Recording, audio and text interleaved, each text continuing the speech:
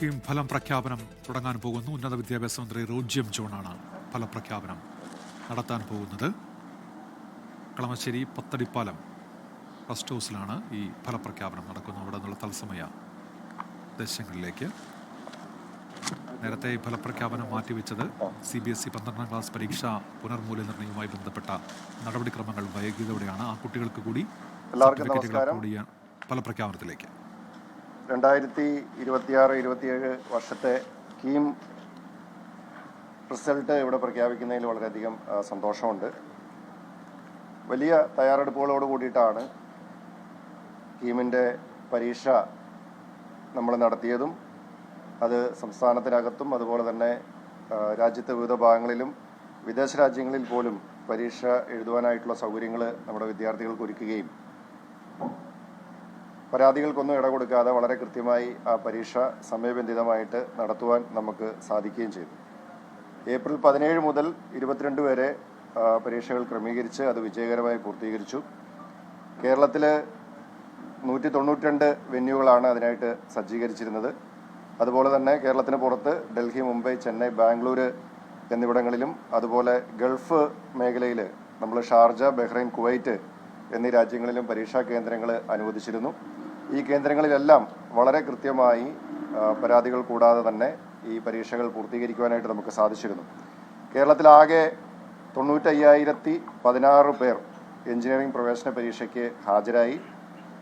അതുപോലെ തന്നെ Sharjah, Bahrain, Kuwait, Delhi, Mumbai, Bangalore, Chennai എന്നിവിടങ്ങളിലായി 1734 വിദ്യാർത്ഥികളാണ് പ്രവേശന പരീക്ഷയ്ക്ക് ഹാജരായത്. അതുപോലെ ബിഫാം കോഴ്സിന് വേണ്ടിയിട്ട് കേരളത്തിൽ 30,970 വിദ്യാർത്ഥികൾ പരീക്ഷയ്ക്ക് ഹാജരായി. Sharjah, Bahrain, Kuwait, Dubai, Delhi, Mumbai, Bangalore, Chennai കേന്ദ്രങ്ങളിലായിട്ട് 171 പേരാണ് ഫാർമസി പരീക്ഷ എഴുതിയത്. മൊത്തം എഞ്ചിനീയറിംഗിന് 96,000-ലധികം ആളുകൾ ഹാജരായതിൽ 79,717 വിദ്യാർത്ഥികളാണ് യോഗ്യത നേടിയത്. അതിൽ യഥാക്രമം മാർക്ക് വിവരങ്ങൾ സമർപ്പിച്ചവരെ ഉൾപ്പെടുത്തി 64,759 പേരുടെ എഞ്ചിനീയറിംഗ് റാങ്ക് ലിസ്റ്റ് തയ്യാറായി. ആ റിസൾട്ടാണ് ഇവിടെ പ്രസിദ്ധീകരിക്കുന്നത്. അതോടൊപ്പം ഫാർമസി പ്രവേശന പരീക്ഷ എഴുതിയ 31,141 വിദ്യാർത്ഥികളിൽ 26,943 പേരാണ് ഫാർമസി റാങ്ക് ലിസ്റ്റിൽ ഉൾപ്പെട്ടിരിക്കുന്നത്. ഇത്തവണ പ്രവേശന പരീക്ഷയുമായി ബന്ധപ്പെട്ടുകൊണ്ടുണ്ടായിരുന്ന ഒരു പ്രധാനപ്പെട്ട പ്രശ്നം ഗൾഫ് മേഖലയിൽ നിലനിന്നിരുന്ന യുദ്ധവുമായി ബന്ധപ്പെട്ടിട്ടുള്ള അനിശ്ചിതത്വമായിരുന്നു. സാധാരണ നിലയിൽ നമ്മൾ ദുബായിൽ പ്രവേശന പരീക്ഷയ്ക്ക് ഒരു സെൻറ്റർ ഉണ്ടാവാറുണ്ട്, കീം സെൻറ്റർ ഉണ്ടാവാറുണ്ട്.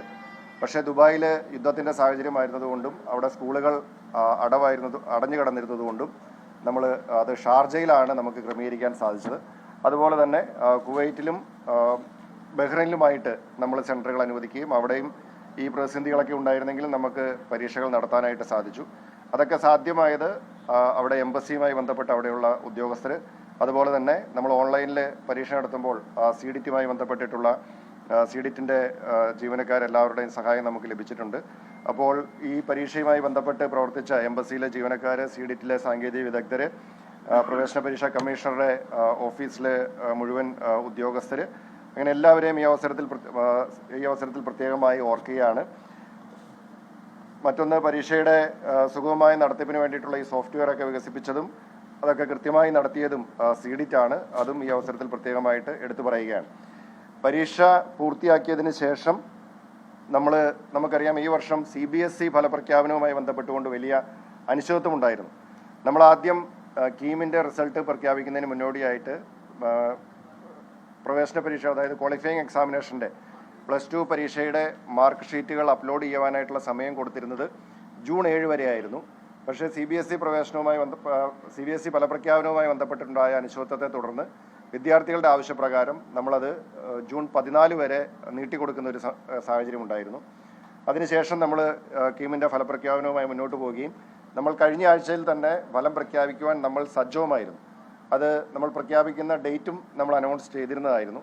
അപ്പോൾ നമ്മൾ ഫലപ്രഖ്യാപനം നടത്തുന്നതിൻ്റെ തലേ ദിവസമാണ് CBSE റീവാലുവേഷൻ്റെ റിസൾട്ട് പ്രസിദ്ധീകരിച്ചത്. അപ്പോൾ കുറച്ചധികം കുട്ടികൾക്ക് അവരുടെ മാർക്ക് ഷീറ്റ് കൂടി അപ്ലോഡ് ചെയ്യുവാനായിട്ടുള്ള സമയം കൊടുക്കണമെന്ന് അവരാവശ്യപ്പെട്ടത് പ്രകാരം നമ്മൾ വീണ്ടും ഒരു ദിവസം കൂടി നമ്മൾ ഫലപ്രഖ്യാപനം മാറ്റിവെക്കുകയും വീണ്ടും മാർക്ക് ഷീറ്റ് അപ്ലോഡ് ചെയ്യാൻ വേണ്ടിയിട്ട് ഒരു ദിവസം അധികമായിട്ട് അനുവദിക്കുകയും അങ്ങനെ നമ്മൾ അനുവദിച്ചതിൻ്റെ അടിസ്ഥാനത്തിലാണ് നമുക്ക് ഇപ്പോൾ ഇന്ന് നമുക്ക് ഫലപ്രഖ്യാപനത്തിലേക്ക് എത്തുവാനായിട്ട് സാധിച്ചിരിക്കുന്നത്. അപ്പോൾ ഫലപ്രഖ്യാപനത്തിൻ്റെ അടിസ്ഥാനത്തിൽ നമ്മൾ ഇനി മുന്നോട്ടുള്ള അഡ്മിഷൻ ഷെഡ്യൂളും അലോട്ട്മെൻറ്റ് ഷെഡ്യൂളുമായിട്ട് പോകുന്നതായിരിക്കും. നമ്മൾ 2026 പ്രോസ്പെക്ടസിൽ ഉൾപ്പെടുത്തി സർക്കാർ അംഗീകരിച്ച നോർമലൈസേഷൻ ഷെഡ്യൂൾ അനുസരിച്ച് ഫോർമുല അനുസരിച്ച് റാങ്ക് ലിസ്റ്റ് തയ്യാറാക്കിയിരിക്കുന്നത്.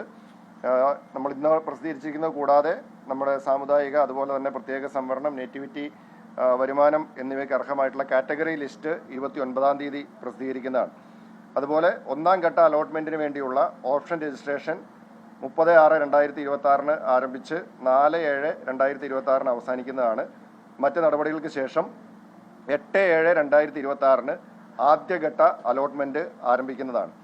ഇത് നമ്മൾ AICTയുടെ ഷെഡ്യൂൾ നമ്മുടെ മുമ്പിലുണ്ട്. AICTയുടെ ഷെഡ്യൂൾ അനുസരിച്ച് ഓഗസ്റ്റ് 14-നകം ബിടെക്കിൻ്റെ അഡ്മിഷൻ പൂർത്തീകരിക്കണം എന്നാണ് പറഞ്ഞിരിക്കുന്നത്. നമ്മൾ അത് സമയബന്ധിതമായിട്ട് അതിന് നേരത്തെ തന്നെ നമ്മൾ അലോട്ട്മെൻറ്റ് പ്രോസസ്സ് പൂർത്തീകരിക്കാൻ വേണ്ടിയിട്ടുള്ള ഒരു തയ്യാറെടുപ്പോട് കൂടിയിട്ടാണ് മുന്നോട്ട് പോകുന്നത്. സാധാരണ നിലയിൽ നമ്മൾ ഇത്തവണ CBSE ഫലപ്രഖ്യാപനവുമായി ബന്ധപ്പെട്ടിട്ടുണ്ടായ കാലതാമസം വന്നെങ്കിൽ കൂടിയും നമ്മുടെ അലോട്ട്മെൻറ്റ് പ്രോസസ്സും അഡ്മിഷൻ പ്രൊസീജിയറും നമ്മൾ പരമാവധി ജൂലൈ മാസം അവസാനം അല്ലെങ്കിൽ ഓഗസ്റ്റ് ആദ്യം തന്നെ പൂർത്തീകരിക്കത്തക്ക തരത്തിലുള്ള ഒരു അഡ്മിഷൻ അലോട്ട്മെൻറ്റ് കലണ്ടറുമായിട്ടാണ് നമ്മൾ മുന്നോട്ട് പോകുന്നത്. ഇത് സംബന്ധിച്ച യൂണിവേഴ്സിറ്റിയുമായും കോളേജുകളുടെ മാനേജ്മെൻറ്റുകളുടെ പ്രതിനിധികളുമൊക്കെ ആയിട്ട് നമ്മൾ ചർച്ചകൾ നടത്തിയിരുന്നു. അപ്പോൾ നമ്മുടെ അഡ്മിഷൻ പ്രൊസീജിയർ, അലോട്ട്മെൻറ്റ് പ്രൊസീജിയർ അനന്തമായി നീണ്ടുപോകുന്നത് ഒഴിവാക്കിക്കൊണ്ട് സമയബന്ധിതമായിട്ട് അത് പൂർത്തീകരിക്കുവാനായിട്ടുള്ള ഒരു പരിശ്രമം ഗവൺമെൻറ്റിൻ്റെ ഭാഗത്തു നിന്നും ഡിപ്പാർട്ട്മെൻറ്റിൻ്റെ ഭാഗത്തു നിന്നും ഉണ്ടാവുന്നതാണ്.